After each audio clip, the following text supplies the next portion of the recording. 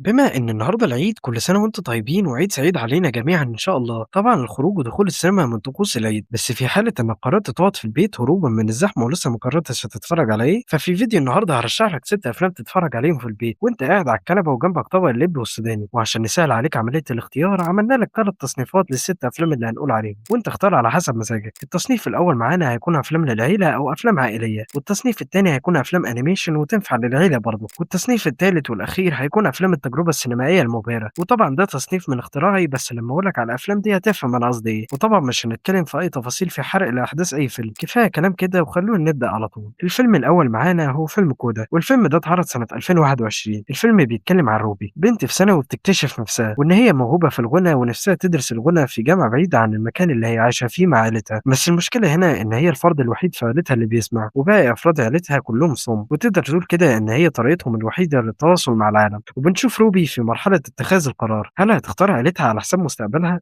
والّا هتختار مستقبلها على حساب عيلتها؟ فيلم حلو ومليان مشاعر لطيفة مع لمسة كوميدية واخدة الفيلم في حتة تانية. الفيلم التاني في التصنيف ده هو فيلم Little Miss Sunshine، رحلة عيلة عايزين يوصلوا بنتهم الصغيرة لمسابقة ملكة جمال للأطفال، بنعيش مع العيلة دي الرحلة بتاعتهم والمواقف الكوميدية والعبثية اللي بتحصل لهم خلال رحلتهم دي. حاسس إنك شُفت الحوار ده قبل كده صح؟ تقدر تقول إن فيلم من أجل زيكو للمخرج بيتر ميمي هو النسخة المصرية من الفيلم ده، فيلم فيه طاقة إيجابية وفيه كده كوميديا حلوة، من نوعية الأفلام اللي لمّا بتخلص بيكون في ابتسامة على وشك وأنت مبسوط إنك شُفت فيلم حلو. نخش على التصنيف التاني معانا وهو الأنيميشن. الفيلم الأول معانا هو فيلم كوكو. فيلم كوكو اتعرض سنة 2017 وبيحكي عن ميجيل، طفل عنده شغف وحب كبير جدًا للمزيكا، وده رغم إن عيلته عندها قاعدة إن المزيكا ممنوعة تمامًا، بس حب ميجيل للمزيكا خلاه يدخل في مغامرة غريبة، هيعرف من خلالها تاريخ عيلته وعلاقتهم بالمزيكا وليه بيكرهوها. الفيلم مبهج جدًا سواء من ناحية القصة أو الألوان، وده بيخليه فكرة ممتازة للمشاهدة في العيد، وخصوصًا لو عندك حد صغير في البيت. وكمان الأغاني في الفيلم خطيرة وحلوة جدًا،